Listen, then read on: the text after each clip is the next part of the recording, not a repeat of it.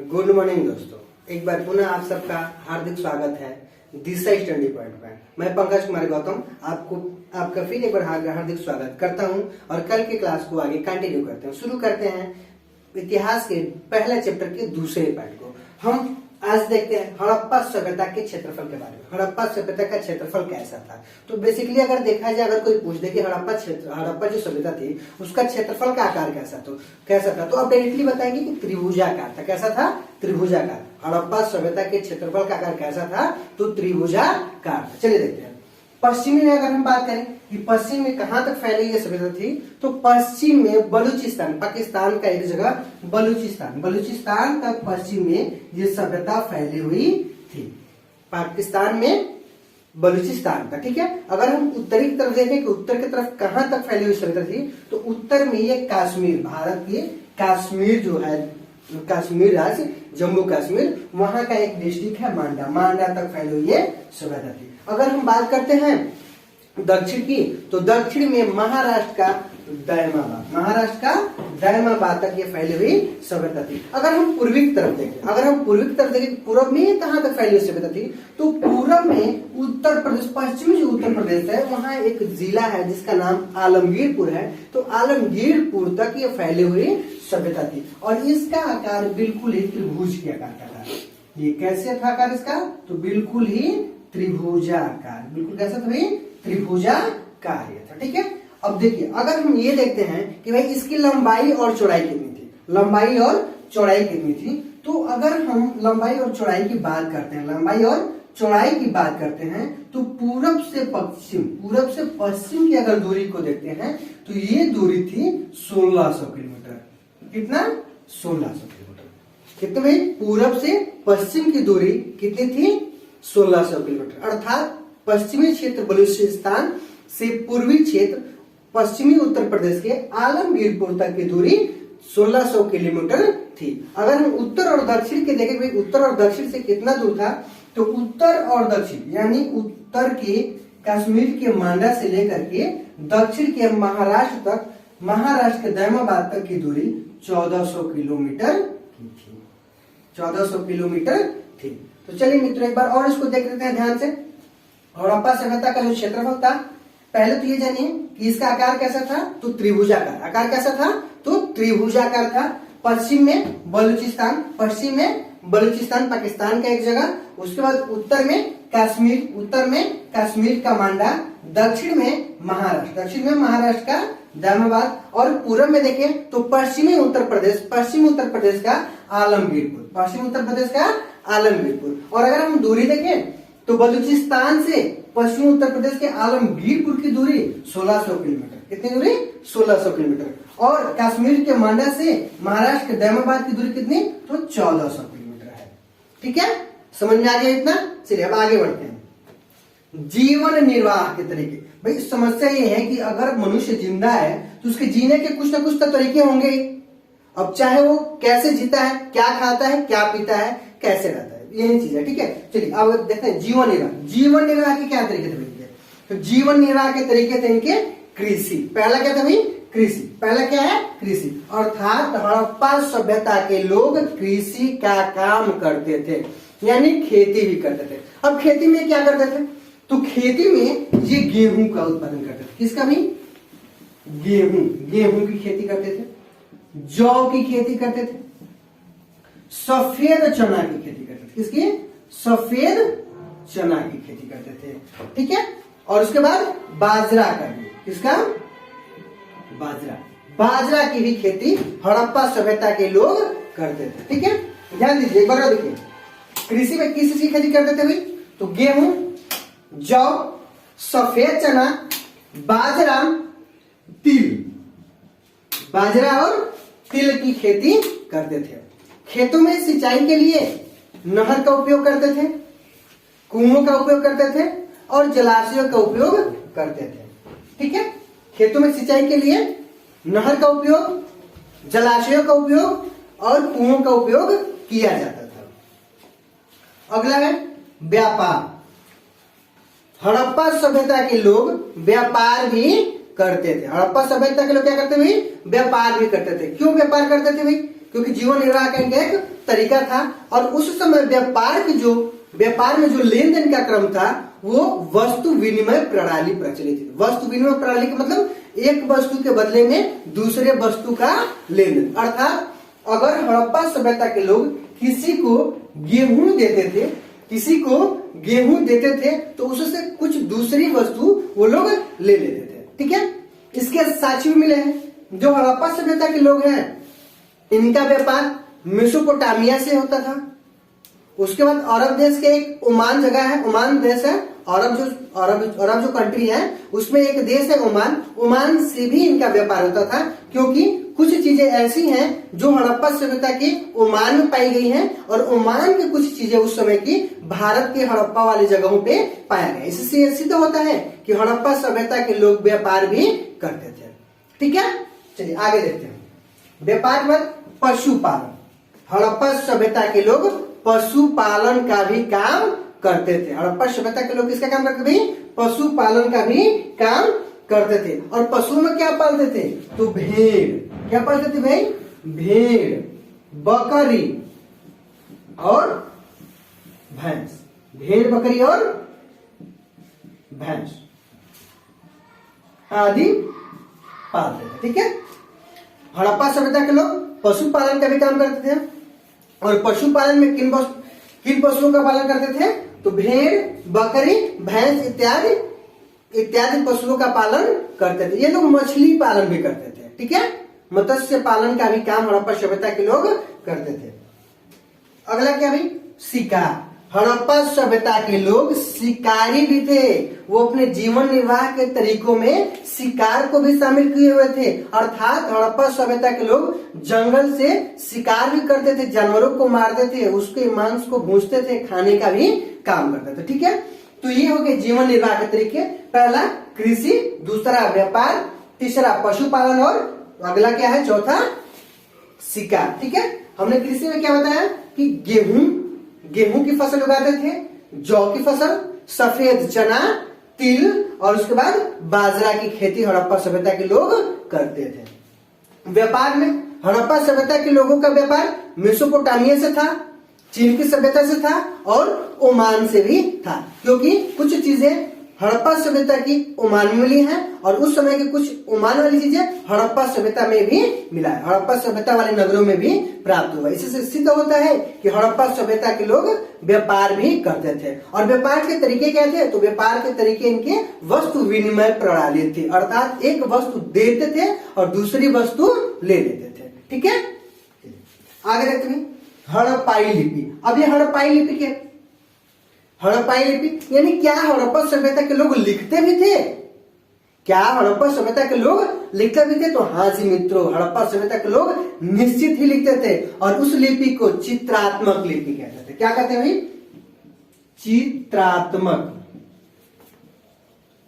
चित्रात्मक लिपि कहते हैं।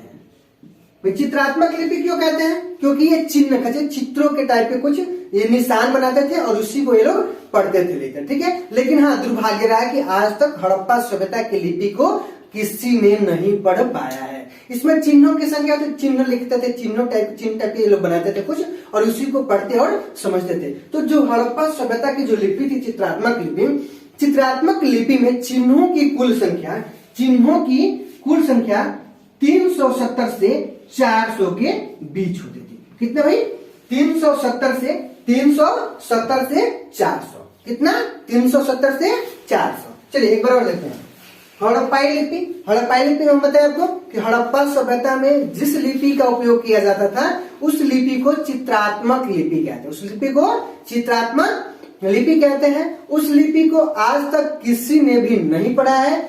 चित्रात्मक लिपि में चिन्हों की संख्या 370 से 400 के बीच होती थी। ठीक है, चलिए अब आगे देखते हैं। अगला है भी शवाधान के तरीके। शवाधान के तरीके का मतलब क्या है? जब आदमी जन्म लेता है तो एक न एक दिन निश्चित ही मर जाता है। तो मरने के बाद हड़प्पा सभ्यता के लोग उसका क्या करते थे? उस लाश के, उस शव को क्या करते थे? तो हड़प्पा सभ्यता के जो लोग थे वो शव को दफनाते थे। क्या करते थे भाई? दफनाते थे। दफनाते थे। यानी हड़प्पा सभ्यता में कौन सा तरीका प्रचलित था भाई समाधान के? तो दफनाने का तरीका। किसका तरीका? दफनाने का तरीका। कहीं बहुत सारी जगहों पे कब्रिस्तान के साक्ष्य मिले हैं, कई जगहों पे स्त्री और पुरुष दोनों की अस्थियां एक ही जगह मिली है। इससे ये साबित होता है, सिद्ध होता है कि कहीं कहीं पर स्त्री और पुरुष को एक साथ दफनाया गया है और कहीं कहीं पर पुरुष को अलग दफनाया गया है, स्त्री को अलग दफनाया गया है। लेकिन ये भी देखा गया है कि जो कब्रिस्तान मिले हैं कोई कच्चे ईंटों का रहा है तो कोई पक्के और अच्छे ईंटों का रहा है। कहीं कहीं पे ये भी देखा गया है कि हड़प्पा सभ्यता के जो लोग जो मर जाते थे, जिनके शव को दफनाया जाता था, उनके शव के साथ कुछ चीजें रख दी जाती थी, जैसे आभूषण, मन के, ठीक है, विलासिता की चीजें उसमें रख दिया जाता। ऐसा माना जाता था, वहां हड़प्पा सभ्यता के लोग शायद ऐसा मानते थे कि जिनका पुनर्जन्म होगा और जब इनका पुनर्जन्म होगा तो ये सारी चीजें इनको मिल जाएगी। अर्थात हम ये कह सकते हैं कि हड़प्पा सभ्यता के लोग पुनर्जन्म में विश्वास करते थे। हड़प्पा सभ्यता के लोग किसमें विश्वास करते थे? पुनर्जन्म में विश्वास करते थे। चलिए एक बार और देखते हैं समाधान के तरीके भी। हड़प्पा सभ्यता के लोग समाधान के तरीके क्या थे भाई? आखिर मरने के बाद क्या करते थे? तो शव को दफनाते थे। क्यों शव को दफनाते थे? ऐसा कैसे सिद्ध होता है? क्योंकि हड़प्पा की खुदाई के दौरान कब्रिस्तान के साक्ष्य मिले हैं, ठीक है। और कहीं कहीं पे ऐसा मिला कि स्त्री और पुरुष को एक साथ दफनाया गया है, कहीं पे अलग अलग दफनाया गया है। और एक चीज सब में कॉमन रही है लगभग वो ये कि सब शवों के साथ कब्र में विलासिता की चीजें जैसे आभूषण, पानी, मनके वगैरह रखा हुआ मिला है। इसलिए वो लोग करते थे, हड़प्पा सभ्यता के लोग, शायद वो पुनर्जन्म में विश्वास करते हैं और इसीलिए वो लोग रखते थे इस चीज को कि अगले जन्म में ये सारी चीजें उनको पुनः मिल जाएंगी, ठीक है। चलिए अगला देखते हैं टॉपिक, नगर नियोजन। सबसे इंपॉर्टेंट और सबसे अच्छा नगर नियोजन। हड़प्पा सभ्यता की मुख्य विशेषता क्या थी भाई? नगर नियोजन, ठीक है। अगर कोई पूछते कि हड़प्पा सभ्यता कैसी सभ्यता थी तो क्या बताएंगे आप? हड़प्पा सभ्यता कैसी सभ्यता थी, ग्रामीण या शहरी? हड़प्पा सभ्यता कैसी सभ्यता थी भाई? ग्रामीण सभ्यता थी या शहरी सभ्यता थी? तो हड़प्पा सभ्यता शहरी सभ्यता थी, अर्थात नगरीय सभ्यता थी हड़प्पा सभ्यता। और हड़प्पा सभ्यता के बाद सभ्यता आती है एक वैदिक सभ्यता। आपको पता है वैदिक सभ्यता कौन सी सभ्यता थी? तो वैदिक सभ्यता एक ग्रामीण सभ्यता थी। वैदिक सभ्यता कैसी सभ्यता थी? ग्रामीण सभ्यता। और हड़प्पा सभ्यता नगरीय सभ्यता थी। हड़प्पा सभ्यता की जो सबसे प्रमुख विशेषता रही है वो ये रहा है कि नगर नियोजन। उनके नगर जो नियोजन थे, जो नगर बनाए गए थे, उसकी लाजवाब क्वालिटी थी। बहुत ही सुंदर, बहुत ही सुव्यवस्थित तरीके से नगरों का निर्माण किया गया था। चलिए हम देखते हैं नगरों के बारे में। जैसे मान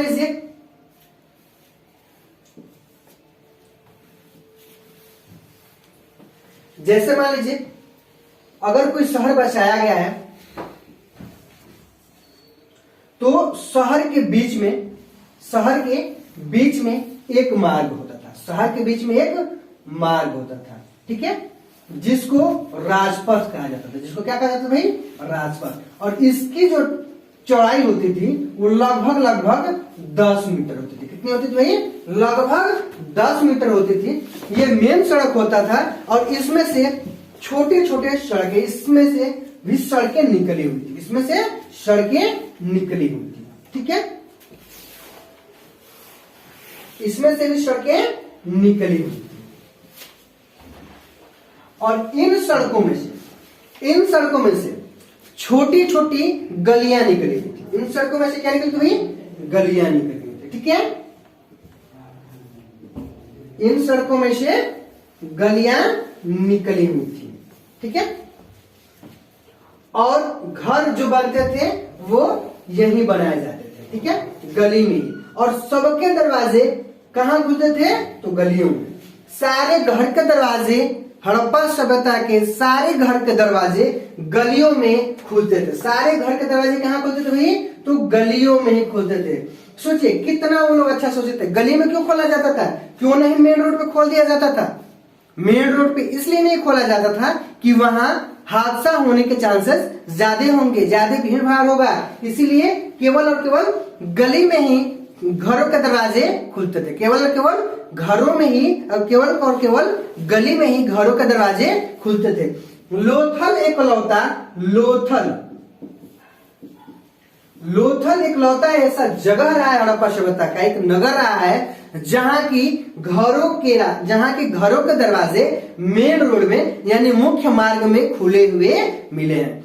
इकलौता ऐसा नगर रहा है जहां घरों के दरवाजे मुख्य मार्ग में खुले हुए मिले। और इसके बाद लोथल के अलावा अन्य कहीं भी जगह पर अगर देखेंगे तो हड़प्पा सभ्यता के नगरों के, हड़प्पा सभ्यता के जो नगर थे उनके घर थे, उन घरों के दरवाजे केवल और केवल गलियों में ही खुले हुए मिलेंगे। ठीक है, ऐसे हर जगह पे घर बनाए जाते थे और घर के दरवाजे जो थे वो गली में ही खुलते थे। ठीक है, दोनों तरफ से घर होता था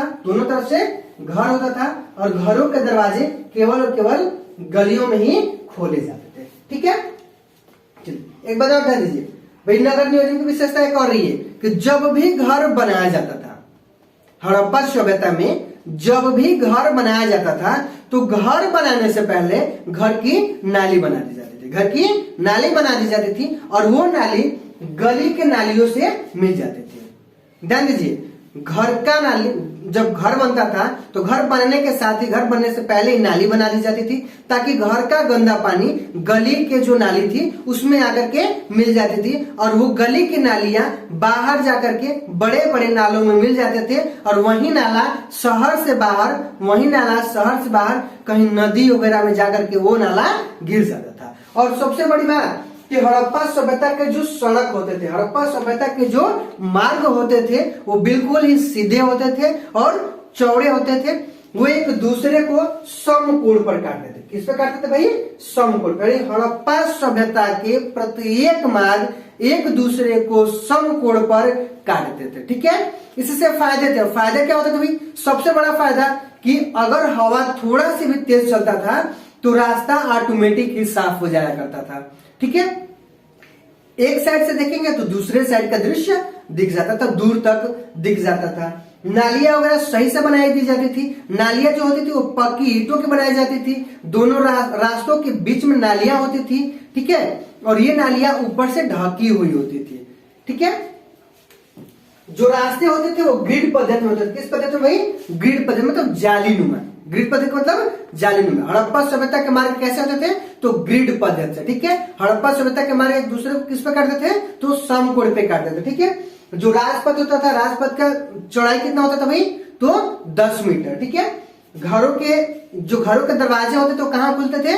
तो गलियों में खुलते थे। ठीक है, कौन सा ऐसा हड़प्पा सभ्यता का नगर रहा है जहां के दरवाजे मुख्य मार्ग पे खुले हैं? तो लोथल। कौन सा भाई? लोथल। लोथल एक शहर रहा है, एक नगर रहा है जहां की दरवाजे मुख्य सड़क पर खुले हुए मिले हैं हड़प्पा सभ्यता। और पढ़ते हैं हड़प्पा सभ्यता की विशेषताएं। हड़प्पा सभ्यता की मुख्य विशेषताएं क्या क्या रही है उस पर हम ध्यान देते हैं एक बार। चलिए देखते हैं। पहला, नगरीय सभ्यता। हम अभी बताए आपको कुछ देर पहले, हड़प्पा सभ्यता नगरीय सभ्यता थी और नगर नियोजन की व्यवस्था उच्च कोटि की थी। बताया आपको राजपथ के बारे में। एक मुख्य मार्ग होता था, उसमें से रास्ते कटे होते थे और फिर उसमें से गलियां निकली होती थी। गलियां सीधी चौड़ी होती थी, सड़कें भी सीधी चौड़े होते थे जो एक दूसरे को समकोण पर काटते थे। अर्थात नगर नियोजन की जो व्यवस्था थी वो उच्च कोटि थी। ठीक है, हड़प्पा सभ्यता एक नगरीय सभ्यता थी। चलिए अगला देखते हैं, उन्नत भवन निर्माण का। उन्नत भवन निर्माण कला। हड़प्पा सभ्यता में जितने भी भवन बनाए गए थे वो उच्च कोटि के बनवाए गए थे। उसमें उस समय के तत्कालीन सारे व्यवस्थाओं को ध्यान में रखते हुए घरों का निर्माण किया गया था। ठीक है, हर घर में एक स्नानागार होता था, एक रसोई घर होता था, बीच में आंगन होता था। ठीक है, बीच में आंगन होता था और आप सड़क से यानी दरवाजे से डायरेक्टली आंगन को नहीं देख सकते हैं, ऐसा वो लोग व्यवस्था बना करके रखते थे। और छत पर जाने के लिए सीढ़ियां भी बनी हुई थी। ठीक है, ईंटों का प्रयोग जो किया जाता था वो अधिकतम पक्के ईंटों का प्रयोग किया जाता था जिसमें दीवार मजबूत होती थी। ठीक है, चलिए अगला देखते हैं, कृषि करना और पशुपालन। हड़प्पा सभ्यता के लोग कृषि भी करते थे। कृषि में जौ, सफेद चना, तिल, बाजरा और गेहूं की खेती हड़प्पा सभ्यता के लोग करते थे। पशुपालन हड़प्पा सभ्यता के लोग पशु ही पालते थे, भेड़, बकरी, भैंस, घोड़ा, ऊंट इत्यादि का पालन हड़प्पा सभ्यता के लोग करते थे। ठीक है, चलिए आगे देखें। चौथा, अद्भुत जल निकास प्रणाली। हड़प्पा सभ्यता के जो नगर थे, नगरों से जो पानी निकालने की व्यवस्था थी वो उच्च कोटि की थी, क्योंकि घर से नालियां बनी होती थी। वो नालियां गली वाली नाली में जाके मिल जाती थी, वो नाली आगे जाकर के सड़क के बड़े बड़े नालों में मिल जाते थे, और वो नाले फिर शहर से बाहर जाकर के कहीं गिर जाते थे। अर्थात ये कहें कि हड़प्पा सभ्यता में जल निकास की उत्तम व्यवस्था थी। ठीक है, चित्रात्मक लिपि। हड़प्पा सभ्यता की जो लिपि थी वो चित्रात्मक लिपि थी। हड़प्पा सभ्यता की लिपि को दाहिने तरफ से बाएं तरफ लिखा जाता था। हड़प्पा लिपि चित्रात्मक लिपि थी, जिसमें चिन्हों की संख्या 370 से 400 के बीच होती थी। ठीक है, तो हड़प्पा सभ्यता की जो लिपि थी वो चित्रात्मक लिपि थी, चिन्हों की संख्या 370 से 400 और दाहिने तरफ से बाएं की तरफ लिखा जाता था। ठीक है, चलिए आगे देखते हैं। व्यापार प्रणाली। हड़प्पा सभ्यता के लोग व्यापार भी करते थे। हड़प्पा सभ्यता के लोग व्यापार भी करते थे। इनका व्यापार मेसोपोटामिया, ओमान देशों से होता था। हड़प्पा सभ्यता के लोग विदेशों से व्यापार करते, सोच सकते हैं। हड़प्पा सभ्यता के लोग कहाँ व्यापार करते थे भाई? विदेशों से। कहाँ कहाँ साक्ष्य मिले हैं? तो मेसोपोटामिया सभ्यता के, मेसोपोटामिया में उसको साक्ष्य मिले हैं, और अरब देश में, अरब एक कंट्री है जिसका नाम ओमान है, ओमान से भी हड़प्पा सभ्यता के व्यापार के साक्ष्य मिले हैं। जो व्यापार की प्रणाली थी वो वस्तु विनिमय प्रणाली थी। कौन सी प्रणाली? वस्तु विनिमय। वस्तु विनिमय का मतलब एक वस्तु के बदले में दूसरे वस्तु का आदान प्रदान। अर्थात बेचने वाला व्यक्ति कोई वस्तु देता था और उसके बदले में सामने वाले व्यक्ति से कोई वस्तु लेता था, उसी को वस्तु विनिमय प्रणाली कहा जाता है। ठीक है, आगे देखते हैं। सड़कों का निर्माण। हड़प्पा सभ्यता की जो सड़क थे वो बिल्कुल सीधे थे। सड़कें एक दूसरे को समकोण पर काटती थी, सड़कें सीधी होती थी। ठीक है, सड़कें एक दूसरे को समकोण पर काटती थी, सड़कें बिल्कुल सीधी होती थी और सड़कें चौड़ी भी होती थी, जिससे हवाओं के साथ ही सड़कें साफ हो जाया करती थी। ठीक है, चलिए अगला देखते हैं। विशाल स्नानागार। हड़प्पा सभ्यता में विशाल स्नानागार के अवशेष भी प्राप्त हुए हैं। अगर कोई पूछे कि स्नानागार के अवशेष कहां से प्राप्त हुए तो क्या बताएंगे? हड़प्पा सभ्यता में स्नानागार के अवशेष कहां से प्राप्त हुए हैं? तो मोहनजोदड़ो से। कहां से प्राप्त हुए हैं? मोहनजोदड़ो से। ठीक है, हड़प्पा सभ्यता में स्नानागार के साक्ष्य कहां से प्राप्त हुए हैं? मोहनजोदड़ो से। ठीक है, मोहनजोदड़ो में विशाल स्नानागार के अवशेष प्राप्त हुए। ठीक है, ये जो स्नानागार होता था वो काफी चौड़ा होता था, जिसमें नीचे उतरने के लिए पक्के ईंटों की सीढ़ियां बनाई गई थी। स्नानागार के पानी को निकालने के लिए नीचे से नालियां बनाई गई थी। ठीक है, जैसे कि आजकल वर्तमान दौर में जो स्विमिंग पूल की हम कल्पना करते हैं, देखते हैं, स्विमिंग पूल का आनंद लेते हैं, उस समय हमारे पूर्वज से 3500 4000 साल पहले हड़प्पा सभ्यता के लोग वैसे स्विमिंग पूल की व्यवस्था कर लिए थे। सोच सकते हैं जो स्नानागार होता था वो कैसा होता था भाई? बिल्कुल स्विमिंग पूल। वर्तमान समय के जो बिल्कुल स्विमिंग पूल होता है बिल्कुल वैसे होता था। कैसे? क्योंकि नीचे उतरने के लिए सीढ़ियां बनी होती थी, उस पानी को निकास के लिए नालियां बनाई गई थी, जिससे पानी, गंदे पानी को बाहर निकाला जा सकता था। जो स्नानागार थे, बड़े बड़े जो स्नानागार होते थे, उनको विशेष पर्व या किसी विशेष उत्सव पर ही खोला जाता था। ठीक है, आगे देखते हैं। शवाधान प्रणाली। हड़प्पा सभ्यता में शवाधान की जो प्रणाली थी वो दफनाने की प्रणाली थी। अर्थात किसी भी व्यक्ति को मृत्यु के बाद दफना दिया जाता था। दफनाया जाता था जहां कब्र में, वहां पर उस शव के साथ आभूषण, मन के और कुछ विलासिता की चीजें रख दी जाती थी। हड़प्पा सभ्यता के लोग ऐसा मानते थे कि इनका पुनर्जन्म होगा तो ये सारी चीजें इन्हें पुनः प्राप्त हो जाएंगे। ठीक है। हड़प्पा सभ्यता के जो कब्र बने हैं कहीं कच्चे ईंटों के तो कहीं पक्के ईंटों के बने हैं, जिससे यह सिद्ध होता है कि हड़प्पा सभ्यता में भी भिन्नता थी, हड़प्पा सभ्यता में भी सामाजिक भिन्नता थी। ठीक है, चलिए एक बार और ध्यान दीजिए। हड़प्पा सभ्यता की विशेषता नगरीय सभ्यता पहला, दूसरा उन्नत भवन निर्माण कला, तीसरा कृषि करना और पशुपालन, चौथा अद्भुत जल निकास प्रणाली, पांचवा चित्रात्मक लिपि, छठवा व्यापार प्रणाली, सातवां सड़कों का निर्माण, आठवां विशाल स्नानागार और नौवां समाधान प्रणाली। ठीक है, चलिए आगे बढ़ते हैं। अब देखते हैं हड़प्पा सभ्यता के पतन के कारण। भाई हड़प्पा सभ्यता का पतन कैसे हो गया, सोचने वाली बात है कि इतना अच्छा इतना सुंदर सभ्यता आखिर इसका पतन कैसे हो गया। चलिए देखते हैं, एक पॉइंट देखते हैं। भूकंप, पहला क्या है भाई, भूकंप। हम आज भी देखते हैं कि जब भूकंप आता है तो शहर के शहर तबाह हो जाते हैं और शहर के शहर मिट जाते हैं। ठीक है, इतिहासकार ऐसा मानते हैं कि हड़प्पाई जो नगर थे वहां भूकंप आया हो और शायद वो नगर नष्ट हो गए हो और वो सभ्यता समाप्त हो गई हो। ठीक है, पहला भूकंप क्लियर हो गया।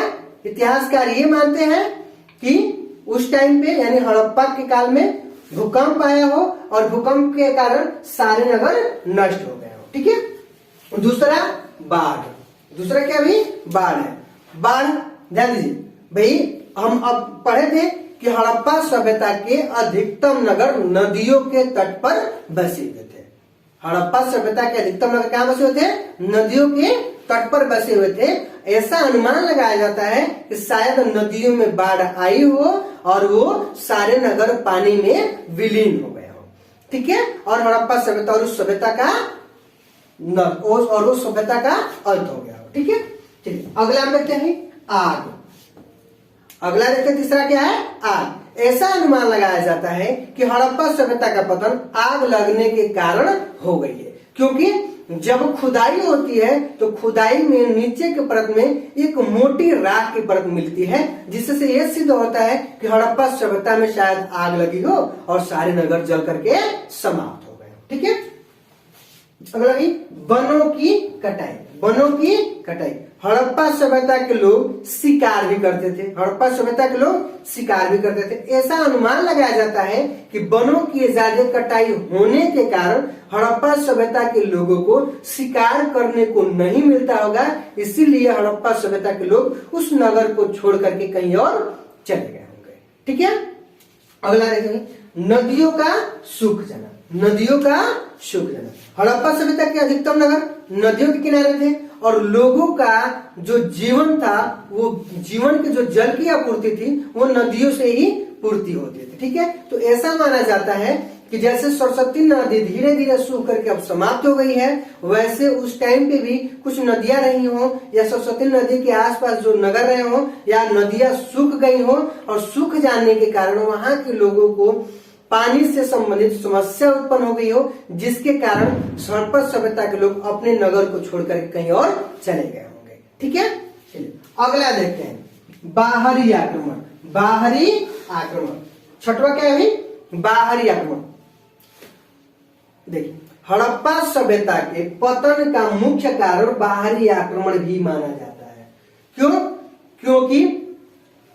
क्योंकि हड़प्पा सभ्यता के खुदाई के टाइम पर बहुत ही ज्यादा नर कंकाल मिलते हैं। इतिहासकार ऐसा अनुमान लगाते हैं, इतिहासकारों का कहना है कि जब आर्य आए, आर्य भारत से आर्य विदेशों से हड़प्पा सभ्यता के टाइम पे आए और हड़प्पा निवासियों हड़प्पा वासी और फिर आर्यों के मध्य एक भयंकर युद्ध हुआ, जिस युद्ध में आर्य जीत गए और हड़प्पा सभ्यता का नाश करके अपनी सभ्यता जिसको वैदिक सभ्यता कहते हैं उसकी स्थापना आर्यों के द्वारा की गई। ठीक है, ऐसा इसलिए अनुमान लगाया जाता है क्योंकि कई जगहों पर नर कंकाल मिले हैं, क्योंकि कई जगहों पर बहुत ज्यादा मात्रा में नर कंकाल मिले हैं और नर कंकाल वैसे मिले हैं कि किसी के हाथ नहीं है तो किसी के पांव नहीं है, किसी के सर नहीं है तो किसी का कुछ नहीं। इससे यह सिद्ध होता है कि वो युद्ध में वो अंग उसके कट गए होंगे।